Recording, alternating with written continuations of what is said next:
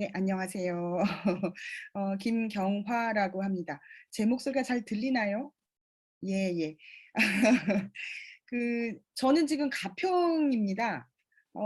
가평 중에서 가평이 사실 서울이랑 가까운 곳이긴 하지만 제가 있는 곳은 산골 중에도 산골이어서 하루에 버스가 3번 정도 들어오는 그런 되게 작은 산골인데 저도 그러다 보니까 굉장히 많은 것을 온라인으로 해결을 하고 있고 또 이렇게 온라인으로 여러분들을 만나게 되어서 정말 영광스럽고 감사합니다. 이런 자리 마련해 주셔서 세모람 도서관 측에 전 진짜 감사드리고 싶고 저도 앞으로 세모람 도서관에 참가자로서 좀 참여할 수 있는 기회가 앞으로 더 있으면 좋겠다 이렇게 생각을 합니다.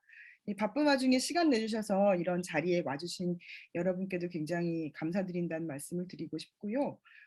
제가 처음에는 이제 미니 강연을 한번 준비해 봅시다라는 말씀을 해주셨는데 이게 어렵더라고요. 그러니까 한 15분, 20분 정도의 우리가 지금 여기서 하는 얘기가 너무 그 덩어리가 큰 얘기잖아요. 인터넷이니 뭐 디지털 미디어니 이런 얘기를 어떤 얘기를 하면 좋을까 뭐 여러 가지로 생각을 해보았는데 네, 어떻게 보니까 제가 그런 얘기들을 많이 책 속에 써놓기도 했고 제가 말을 많이 하는 것보다 여러분들과의 그 뭐랄까 대화를 나누는 것이 훨씬 저한테도 공부가 많이 될 것 같고 또 즐겁고 보람찬 시간이 되지 않을까 하는 생각을 해서요.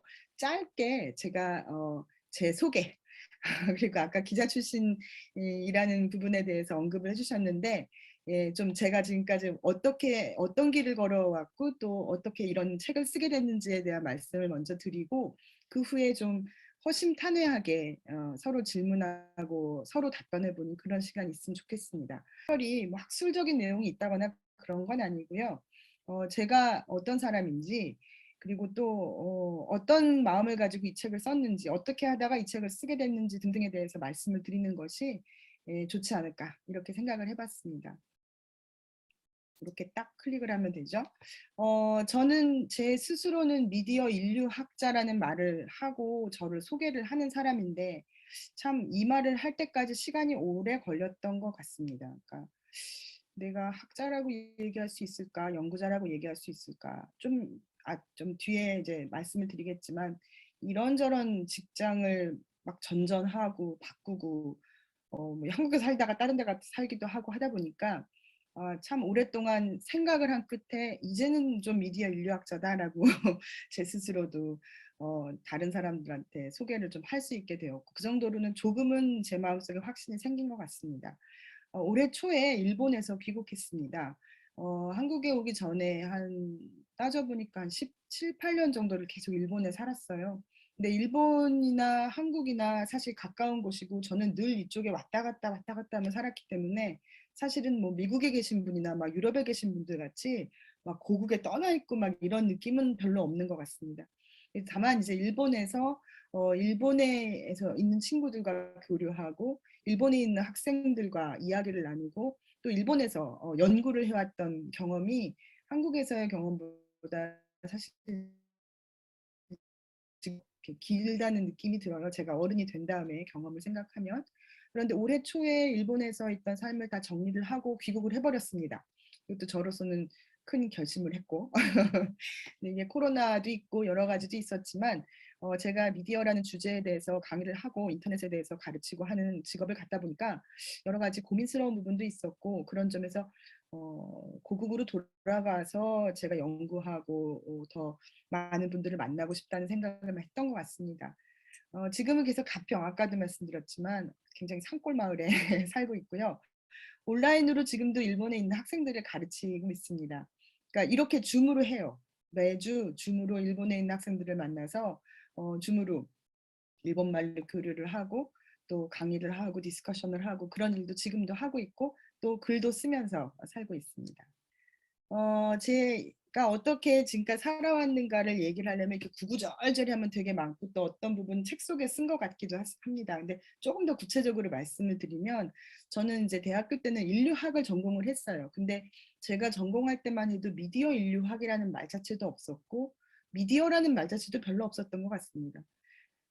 그러고 이제 학교를 졸업하고 이제 한국일보에 들어갔습니다. 거기서 이제 사회부 기자 경제부 기자를 했는데 그때는 90년대니까 인터넷이 없었던 시절의 신문 기자였어요. 그래서 저는 그 신문을 기자를 한다는 일이 뭔지도 잘 모르면서 들어갔던 것 같은데 하지만 그렇게 정보를 다루거나 글을 쓰기를 하는 거에 대해서는 굉장히 하드한 트레이닝을 특히 그 당시에는 더 이렇게 뭐라고 하죠?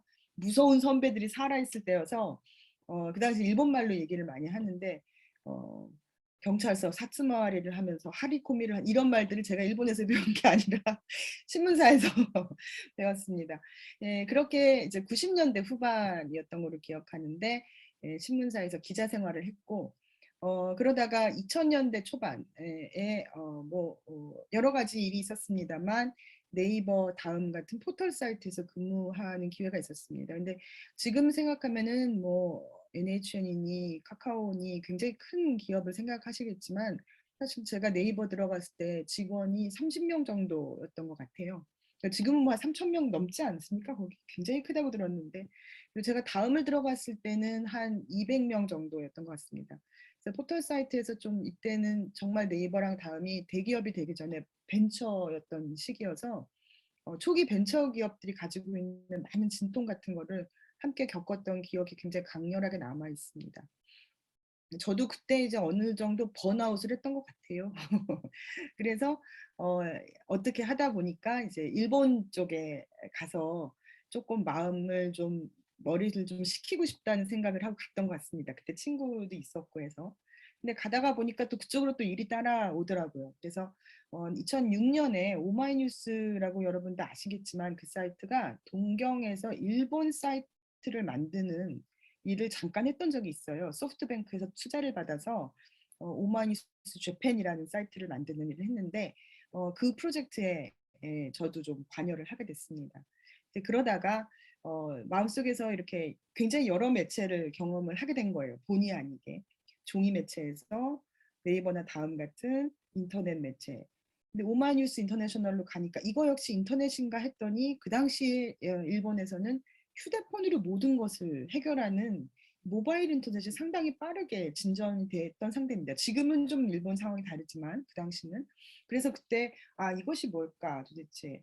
같은 종류의 정보라고 하더라도 다른 매체가 미디어가 바뀜으로써 전혀 다른 사회적 영향이 있고 서로 전혀 다른 경험을 주고 하는 것이 무엇일까. 제 속에서 그런 질문이 자꾸 커졌던 것 같아요. 그래서 그 당시에는 일을 하면서 동경대학교의 학제정보학부라고 조금 이상한 뭐 솔직히 말하자면 뭐 뉴미디어 뭐 이런 그 요즘에 융합이라고 우리나라에서 많이 하는 그런 학부가 비교적 일본에서는 일찍이 그게 있어서 있었어요. 그래서 그쪽에 다시 들어가서 공부를 하고 싶다는 생각을 했고 입학을 하고 공부를 하다 보니까 이게 일을 하면서 병행할 수 있는 일이 아니더라고요. 그래서 일 그만두고 공부에 전념을 했습니다. 그러다 보니까는 어떻게 연구자라는 길을 걷게 된 것 같고 여기 지금은 일본에서 한국으로 완전히 귀국을 했지만 일본에 오기 직전까지는 칸다 외국어 대학이라고 하는 곳에서 디지털 미디어나 정보 리터러시 분야를 가르치는 일을 했습니다. 뭐 지금은 그 학교 자체는 제가 그만두고 사직을 하고 왔는데 온라인으로 여전히 몇 과목을 가리키고 있는 그런 상황입니다. 네, 사실은 지금은 이제 그러니까 대학교 일은 거의 그만둔 게 됐죠. 저는 개인적으로는 연구자이다 또는 글쟁이다 이렇게 생각을 하고 있습니다. 그러다 보니까 글을 쓰는 일에 대해서 항상 좀 뭐라 그럴까, 나름대로 힘을 쏟게 되는데 굉장히 어렵다는 생각을 하게 됩니다. 글쓰기는 너무 어려운 것 같아요.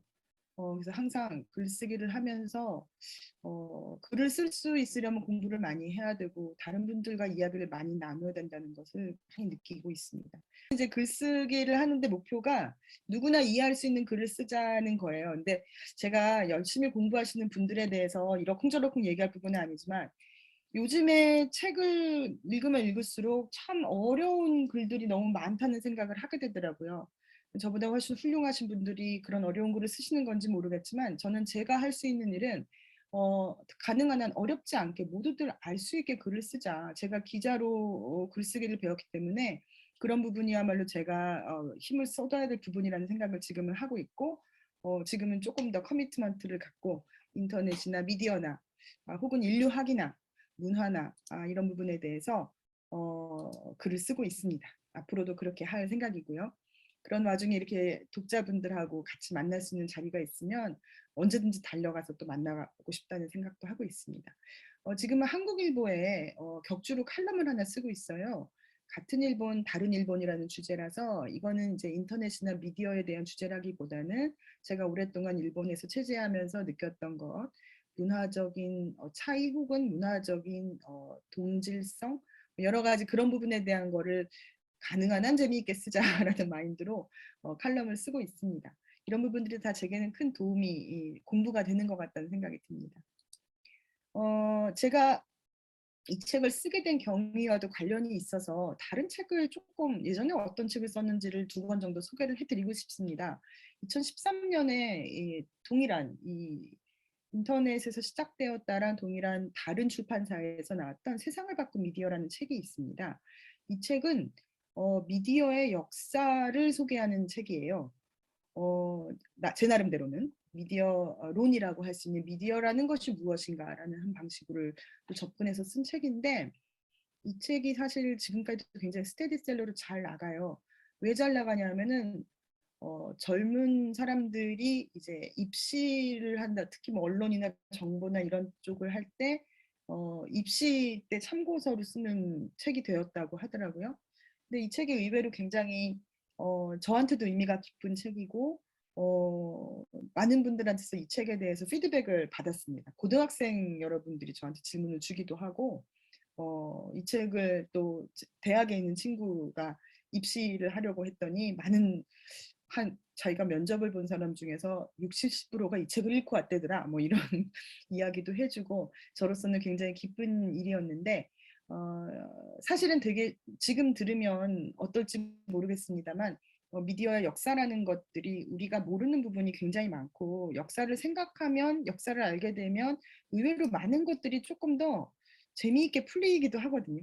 사실 그래서 저는 미디어론이나 미디어에 관심 있는 분한테는 이 모든 것은 인터넷에서 시작되었다 보다 이 책 먼저 읽으라고 말씀을 드려요. 물론 이 책을 이 아니라 인터넷을 먼저 읽으신 분들도 물론 괜찮습니다만 저는 이 책에 대해서도 이제 많은 분들이 좋아해 주셔서 참 좋게 생각하고 있습니다. 2018년에 쓴 책은 공저로 쓴 책이었는데 일본에 계시는 제 그 동료 연구자분하고 같이 쓴 책입니다. 이 책은 21세기 데모론이라는 좀 독특한 제목을 갖고 있는 책인데 이때가 우리나라에서 촛불 집회가 있었던 그 직후 정도에 쓰기 시작했던 거를 기억합니다. 그런데 역시 이제 이번 촛불 집회에 대해서 얘기할 때는 정치적인 얘기 많이 하잖아요. 탄핵을 했다든가 뭐 정권이 바뀌었다든가. 저는 사실은 데모라는 것도 일종의 미디어라는 방식으로 접근을 해보고 싶었고 SNS나 디지털 뭐 인터넷이 발전한 것들이 실제로 우리가 이런 집단적인 사회 행동을 하는 때나 아니면 그것뿐만이 아니더라도 여러 가지 표현 방식을 하는데 어떤 영향을 미치는지에 대한 얘기를 하고 싶어서 데모에 대한 얘기를 한번 픽업을 해봤던 건데 이 책은 비교적 표지는 되게 재미있게 써져 있지만 비교적 약간 조금 전문적인 분야가 있습니다. 그러니까 사회 운동하시는 분들이 이 책을 재미있게 읽으셨다는 얘기를 많이 들었고 데모, 뭐 예를 들어서 각국의 여러 가지 데모가 있잖아요. 그 데모가 어떤 스타일이고 제가 이 인터넷에서 시작되었다 해도 하나 소개했었죠. 홀리그램 데모 같은 얘기가 한번 나왔을 텐데 그런 부분에 대한 것이 사실 이 책에 먼저 소개되었던 부분이기도 합니다. 사실 이렇게 책들을 쓰다가 특히 저는 이 세상을 바꾼 미디어를 읽은 청소년 독자들로부터 꽤 반응을 많이 듣게 됐습니다. 그러니까 이메일을 주세요. 자기가 이 책을 읽고 이런 질문이 있다, 뭐 이런 얘기를 해주시는데 그 질문들이 너무 예리한 거예요. 청소년들이 주는 질문이. 그러니까 저는 대학에서도 거의 비슷한 내용으로 강의를 할 때도 있는데 오히려 대학생들이 해주는 질문보다 더 예리하고 더 허를 찔린 느낌이 있고 대답하기 어렵고 그래서 저는 진짜 그런 생각을 했죠. 강의도 잘났다고 강의를 하지만 사실은 책이야말로 정말 좋은 배움의 미디어구나 하는 생각을 이 독자분들하고의 이 커뮤니케이션을 통해서 굉장히 많이 느꼈고 그때쯤 해서 이 다른 출판사에서 세상을 바꾼 미디어 다음 편을 한번 만들어 보면 어떻겠느냐는 얘기를 해주셨어요. 근데 그때 사실은 어떤 생각이었냐면 제가 미디어의 역사에 대한 것도 공부를 많이 했고 그런 데에 대해서 세상을 바꾼 미디어라는 책을 쓰긴 했지만 제 전문 분야는 사실은 디지털 미디어, 인터넷 혹은 휴대폰, 모바일 미디어에 대한 거거든요. 그래서 그런 제 전공의 핵심 부분에 대한 거를 좀 쓰고 싶다 이런 생각이 없진 않았습니다만 그 당시에도 많은 책을 읽다가 앞서 말씀드린 것처럼 많은 책이 너무 전문적인 내용만을 다루시는 입장 아니 인상이 있었어요. 너무 기술적인.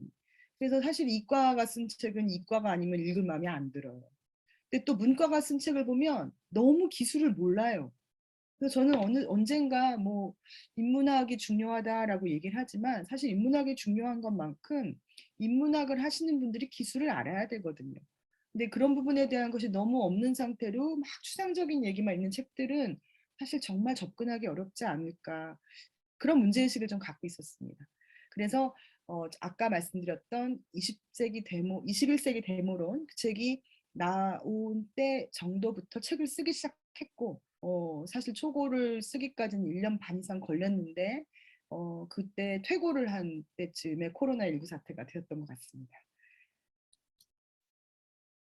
그래서 저는 사실 그래서 이 책을 완전히 교정을 할 때는 코로나로 이 시골집에 갇혀 있으면서 했던 거예요. 그때 코로나가 되기 직전에 방학이 돼서 한국을 왔었는데 코로나가 탁 터지니까 일본에 그러니까 일부 입국이 금지가 된 거예요.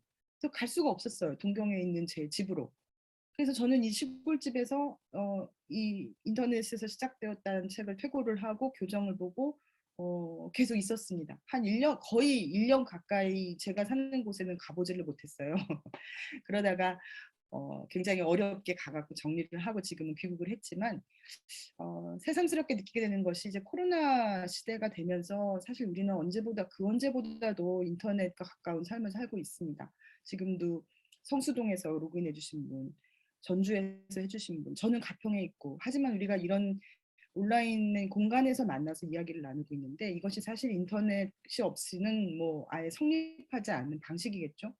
저는 여러분들이 이 온라인과 늘 함께하는 삶을 어떻게 받아들이고 계신지, 무엇이 좋고 무엇이 나쁜지, 무엇이 어렵고 어떤 부분에 있어서는 즐거움을 느끼시는지, 이런 새로운 삶이 여러분한테는 어떤지, 물론 저도 제 나름대로 뭔가가 있습니다만, 저는 그런 이야기를 이 책을 통해서 많은 분들이 나눌 수 있으면 참 좋다고 생각합니다. 인터넷은 그냥 기술에 대한 이야기가 아니라 우리의 삶이 바뀌고 있는 방식에 대한 것이고 문득 생각해보면 우리의 삶이 진짜 많이 바뀌었고 그것을 우리가 모르고 있지 않나 하는 생각을 가지면서 이 책을 썼고 평범함 속에서 이런 굉장히 고도의 기술들이 이미 우리 삶 속으로 깊이 들어와 있는 것들을 여러분들도 이 책을 읽으시면서 조금 실감했다면 저로서는 그보다 보람 있는 일이 없을 것 같습니다. 제가 준비한 얘기는 이 정도가 되겠습니다. 감사합니다. 저도 이제 줌으로 맨날 강의를 하는데 알아요. 1시간 반 정도 비디오 온 하고 있으면 굉장히 피로하죠. 아까도 이제 감시에 대한 얘기를 했지만 이 비디오, 이 줌을 통해서 보는 이 화면에서를 통한 주시랄까 보는 눈길이라는 걸 감내하는 것이 저는 되게 쉽지 않다는 생각이 들어요. 그런데 그렇잖아요. 어느 사이인가 우리가 이제 내 얼굴 보면서 누군가한테 얘기하는 게 거울 보면서 얘기하는 게 익숙해졌죠. 어느 순간 되게 이상하다는 생각이 드는데 이 이상한 상황을 즐겁게 같이 동참해 주신 분들이 계셔서 저는 굉장히 감사하고 또 영광스러웠다는 말씀을 드리고 싶습니다. 그리고 오늘 이렇게 질문 던져주신 거에도 제가 이렇다 할 답변을 못 드린 부분도 많은 것 같은데 제가 답변 못 드린 부분을 제 과제로 삼고 앞으로도 정진하는 기회가 됐으면 좋겠다 이런 생각을 하고 있습니다. 오늘 참가해 주셔서 진짜 감사합니다. 이런 기회를 만들어 주셔서 세모람 도서관에도 정말 감사드립니다.